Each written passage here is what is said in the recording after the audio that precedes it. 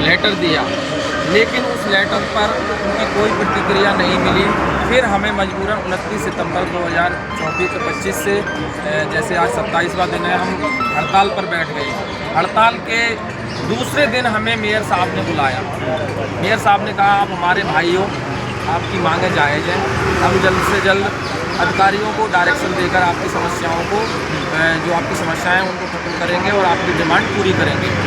आप चाहें तो हड़ताल वापस ले सकते हो। हमने मेयर साहब से यही कहा। मैंने कहा, सर ऐसे आश्वासन हमें कई बार मिले हैं, आप हमारे लिए कोई ठोस कदम उठाइए, हमें अपना ऑर्डर दीजिए जिससे हम खुशी खुशी अपने घर जा सकें। उसके बाद मेयर साहब की कोई प्रतिक्रिया नहीं मिली, ना ही हमारे अधिकारियों ने कोई मीटिंग बुलाई। हम खुद सीएम साहिबा के पास गए, उसके लगभग 4 दिन बाद सीएम साहिबा से हमारी मुलाकात हुई। उन्होंने हमें आश्वासन दिया कि आपकी मांगें जायज़ हैं और जो भी बजट होगा हम आपको देंगे। दिल्ली सरकार के पास बजट की कोई कमी नहीं है, हमारी तीनों इंजन की सरकार है। हम एमसीडी के अधिकारियों को डायरेक्शन देंगे, मेयर साहब से भी बोलेंगे और आपकी मांगें जल्द से जल्द पूरी होंगी। अच्छा, एमटीएस का जो बजट है वो कितने करोड़? देखिए, जो हम डिमांड कर रहे हैं और जो हमारी सैलरी जो अभी प्रेजेंट में हमें दे रहे हैं, उसको जो हम बढ़ाने की बात कर रहे हैं, अगर वो बढ़ाते हैं तो इनका जो सालाना खर्च है वो 40 से 41 करोड़ रुपए का अतिरिक्त भार होगा एमसीडी पर 1 साल का। तो उसके लिए सीएम साहिबा ने कहा कि हम देने को तैयार हैं, ठीक है, आप लोग जाइए और हम जल्द से जल्द आपकी मांगों को पूरा करेंगे। उसके बाद सीएम साहिबा की कोई भी प्रतिक्रिया नहीं मिली। हमारे अधिकारियों ने भी उस बीच में 1-2 मीटिंग्स बुलाई, लेकिन मीटिंग में केवल आश्वासन मिला। फिर जो नई रणनीति हमारे अधिकारियों ने चालू की, वो क्या किया कि जो डाटा दिया सीएम साहिबा को, वो डाटा दिया कि 93,000 कर्मचारियों की हमें वेतन बढ़ानी होगी। अगर हम इन एमटीएस की वेतन बढ़ाते हैं, उसमें करीब 4,000 करोड़ रुपए का इन्होंने बजट पेश किया। 4,000 करोड़ रुपए का जो बजट पेश करेंगे, अगर प्रधानमंत्री जी के भी सामने रखेंगे तो वो भी सोचने को मजबूर हो जाएंगे। जबकि ये एक झूठ फैलाया जा रहा है एमसीडी के अधिकारियों द्वारा। इन्होंने बताया कि जब ये सीएम आवास पे गए थे, 4200 कर्मचारी हैं जो एमटीएस के हैं, एमसीडी के अधीन। अब 4200 कर्मचारियों का अगर सालाना जो बजट है लगभग 40 से 45 करोड़ का अतिरिक्त जो भार आता है, सालाना आता है। अब वही जो बड़े स्तर के जो आला अधिकारी हैं वह उसी को 4,000 करोड़ का बना देते हैं। अब ये सोचिए 4,000 करोड़ कितनी बड़ी रकम है। अगर हम किसी को कोई प्रस्ताव अगर पास करने के लिए कोई फाइल बना के अगर वहाँ पर लेके जाते भी हैं, तो क्या कोई उस बात पर शख्स या उस बात पर कोई सनलियास लेगा? जी, आगे बढ़िए। तो जो 4,000 करोड़ रुपए का इन्होंने अधिकारियों ने जो बजट पेश किया, तो फिर हमारे पास न्यूज़पेपर के माध्यम से सूचना मिली हमें कि ये जो बजट है ये गलत बजट पेश किया है। हमने अपनी यूनियन के लेटर भी लगाए, अधिकारियों के समक्ष लगाए कि सर आप जो बजट पेश कर रहे हैं बिल्कुल गलत है, आप हमें बिठाइए। हम चैलेंज करते हैं कि जो बजट है हमारा, जो एमटीएस के लिए देने के लिए जो सालाना खर्च है वो 40 से 41 करोड़ रुपये ही है। हम इस बात को चैलेंज करते हैं, लेकिन अधिकारी और जो नेता हैं, शासन में जो बैठे लोग हैं, उन्होंने हमारी बात को बिल्कुल भी नहीं माना। आखिर नतीजा ये हुआ कि एक दिन फिर से मीटिंग बुलाई। उस मीटिंग में मेयर साहब ने नेता सदन जो थे उन्होंने, और संदीप कपूर जी थे डैम्स के चेयरमैन, उन्होंने कहा हमसे कि ठीक है, हम आपकी मांगें मानते हैं और हम अधिकारियों को डायरेक्शन देंगे। कहने का मतलब ये है कि हम अधिकारियों के पास जाते हैं तो वो बजट का बहाना बना देते हैं, नेताओं के पास जाते हैं तो नेता बोलते हैं हम अधिकारियों से बोल देंगे। हमें गुमराह किया जा रहा है, लगातार 27 दिन से हमें गुमराह किया जा रहा है। जो सक्षम अधिकारी हैं वो बजट का बहाना बनाते हैं और नेता बोलते हैं नहीं, हमारे पास बजट की कोई कमी नहीं है, हम इनको बजट दे देंगे।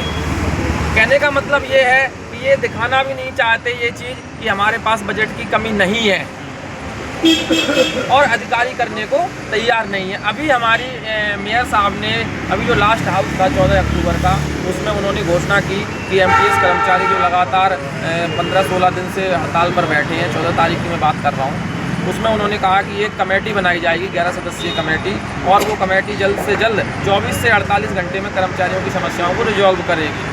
लेकिन नतीजा ये हुआ कि उस कमेटी का कोई हमें नोटिस नहीं मिला। आखिरकार जब हमने बहुत सारे पत्राचार किए, मीडिया के माध्यम से भी आवाज़ उठाई और निरंतर यहाँ हड़ताल पर बैठे रहे। तो कल हमारी जो 11 सदस्यीय कमेटी थी उसकी मीटिंग रखी गई। उस मीटिंग में भी लगातार 26वें दिन हड़ताल के बाद जो मीटिंग रखी गई, उस मीटिंग में उन सक्षम अधिकारियों को नहीं बिठाया जो निर्णय ले सकें, उन नेताओं को नहीं बिठाया जो निर्णय ले सकें। जबकि उस मीटिंग में मेयर साहब को खुद होना चाहिए था और हमारे जो कमिश्नर साहब हैं सुनील कुमार जी, उनको उस मीटिंग में होना चाहिए था। वह मीटिंग जो रखी गई उसमें नेता सदन प्रवेश भाई जी थे और भी तमाम नेता थे, विपक्ष के भी नेता थे, हमारे उच्च अधिकारी भी थे। लेकिन जिन अधिकारियों को उस मीटिंग में होना चाहिए था, जो डिसीजन ले सकें, वो नहीं थे। मैं फिर से वही बात दोहराऊंगा कि जो भी हमारी मीटिंग होती हैं सिर्फ और सिर्फ गुमराह किया जाता है। हमें यहाँ से वहाँ हम धक्के खा रहे हैं। कभी सीएम साहिबा के आ जाते हैं, सीएम साहिबा अधिकारियों के ऊपर डाल देते हैं, अधिकारी नेताओं के ऊपर डाल देते हैं और नतीजा ये है कि हमारे सारे त्यौहार टाले रहे। हमारा जो हिंदुओं का जो फेस्टिव सीजन है, दशहरा, करवा चौथ, नवरात्रि, दिवाली, धनतेरस और अब छठ पूजा भी आने वाली है, सब हमने यहीं पर बैठकर मनाए, हमारे टाले रहे। और आज भी हमें कोई भी चीज़ हाथ नहीं लगी। और जो कल की जो मीटिंग थी मैं आपको बताऊं, जो 11 सदस्यीय कमेटी की मीटिंग थी जिसमें मेयर साहब को बिठाना चाहिए था, कमिश्नर साहब को खुद बैठना चाहिए था, लेकिन नहीं बैठे। और जो बजट की बात करते हैं, उस बजट को हमने खुद चैलेंज किया मीटिंग के अंदर और वह बजट 90 करोड़ पर आ गया। जो 4000 करोड़ रुपए का बजट जो पेश करते थे वो 90 करोड़ रुपए पर आ गया। और मैं दावा करता हूं आपके चैनल के माध्यम से कि वो 90 करोड़ रुपए भी गलत है। हम लास्ट में मीटिंग में यही बोलकर आए उनसे कि सर आप इस पर अच्छे से विचार करेंगे तो यह बजट केवल 40 करोड़ ही है। फिर आखिरकार अधिकारियों ने और हमारे नेताओं ने, जो चेयरमैनशिप थी प्रवेश भाई जी की, उन्होंने इस बात को स्वीकार किया कि ठीक है ये बजट 90 करोड़ रुपए है। तो हमने कहा सर आप 90 करोड़ रुपए देने को तैयार हैं? तो नेता सदन ने कहा ठीक है हम 90 करोड़ रुपए दे देंगे। हमारे एडिशनल कमिश्नर साहब ने मीटिंग में उन्होंने कहा ठीक है हम 90 करोड़ रुपए जो बजट है हम करने को तैयार हैं। तो मैंने कहा आप निर्णय लीजिए कि हम कमिश्नर साहब से बात करेंगे, हम मेयर साहब से बात करेंगे, हम सीएम साहिबा से बात करेंगे। मैं फिर से उसी बात पर आता हूँ। कुल मिला के मैं रोकूंगा आपको, कुल मिला के देखिए बात यही है, नेतागण जो हैं वो वर्करों पर डाल रहे हैं, वर्कर जो हैं ऊपर लेवल पे जाते हैं, अधिकारियों पर जाते हैं, आला अधिकारी बजट का गोलमोल करके फिर दोबारा नेताओं पे डालते हैं। अब या तो इनकी मंशा नहीं है कि ये सड़क से उठकर अपने घर पर जाएं और अपने काम पर जाएं, बात घूम फिर के एक बजट पर आ जाती है। जो एमटीएस के कर्मचारी हैं वो 4200 कर्मचारी हैं, हद मान लो 4500। अब उनका जो लगभग बजट बनता है 40 से 50 करोड़ मान लो लमतम, लेकिन उसको 400 करोड़ का बनाकर पेश किया जाता है। अब आप सोचिए प्रोपोगंडा जो है कहीं ना कहीं इन लोगों की बहुत बड़ी जाल या साजिश चल रही है और उनका शिकार बन रहे हैं ये सारे वर्कर जो एमटीएस वर्कर हैं, एमसीडी के अधिकारी हैं। अब आप ये बताइए नवरात्रों से लेकर छठ पूजा नज़दीक है, ये सारे त्योहार काले हो गए और अब सड़क पर आप समझें अगर आज का भारत का युवा और जो पढ़ा लिखा युवा है वो अगर सड़क पर बैठ जाएगा, एमसीडी उनके साथ ये रवैया रखेगी तो काम कैसे होगा? बात बिल्कुल सी सरल है, इन लोगों के साथ अन्याय किया जा रहा है, इनका शोषण किया जा रहा है और जो बड़े लेवल पे आला अधिकारी बैठे हैं, ऊपर से फंड की कमी नहीं है। किसी सरकार में फंड की कमी नहीं होती। फंड की कमी कहाँ होती है? जब डिपार्टमेंट को दे दिया जाता है, देने के बाद उनकी मंशा बदल जाती है, अगर इनको इतना दे देंगे तो हम क्या बचाएंगे? बात छोटी है लेकिन गहरी। ज़्यादा खबरों के लिए देखते रहें हिंदुस्तान टुडे 24 न्यूज़, जनता की आवाज़।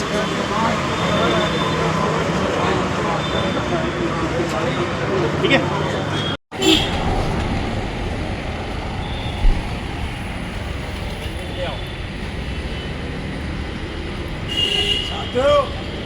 आज हड़ताल का 27वां दिन है और आज की हड़ताल में हजारों एमटीएस कर्मचारी ने हिस्सा लिया।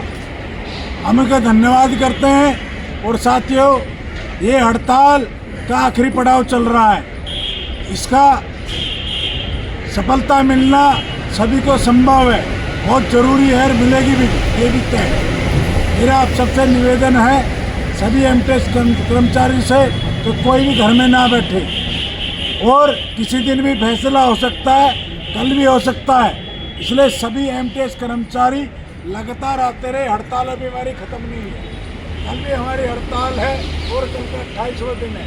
सभी एमटीएस कर्मचारी कल की हड़ताल में ज़्यादा से ज़्यादा संख्या में यहाँ पहुँचे और अपनी हड़ताल को सफलता लेके हाथ से जाए। धन्यवाद साथियों, मैं इस वीडियो में आपसे यही कहना चाहता हूँ कि जिस तरह आप लगातार 27 दिन से अपनी एकता बनाए हुए हैं, मैं बार बार यही कहूँगा कि आप लोग संख्या बल कम ना होने दें। भाइयों, आप अपनी संख्या बल बढ़ाएं। जो हमारी संख्या बल शुरुआत में थी वही संख्या बल रहने दें। जिस दिन जो हमने रैली निकाली थी, जिस तरह हमारी भारी भीड़ थी, उसी तरह संख्या बल कल यहाँ पर होना चाहिए। साथियों, यह लड़ाई का अंतिम पड़ाव है और हम जीत के बिल्कुल करीब हैं। ये जो हमारी फसल है अब पक चुकी है, अब कटने का समय आ गया है। इसकी हमको अच्छे से रखवाली करनी है। इसीलिए सभी साथी ज़्यादा से ज़्यादा संख्या में, भारी से भारी संख्या में आना है। जो साथी घर में बैठे हैं वह निकल कर आए, जरूर आए, सभी साथियों का साथ दें और हमारी जीत निश्चित होगी। इंकलाब जिंदाबाद, इंकलाब जिंदाबाद, एमटीएस एकता जिंदाबाद, एमटीएस एकता जिंदाबाद।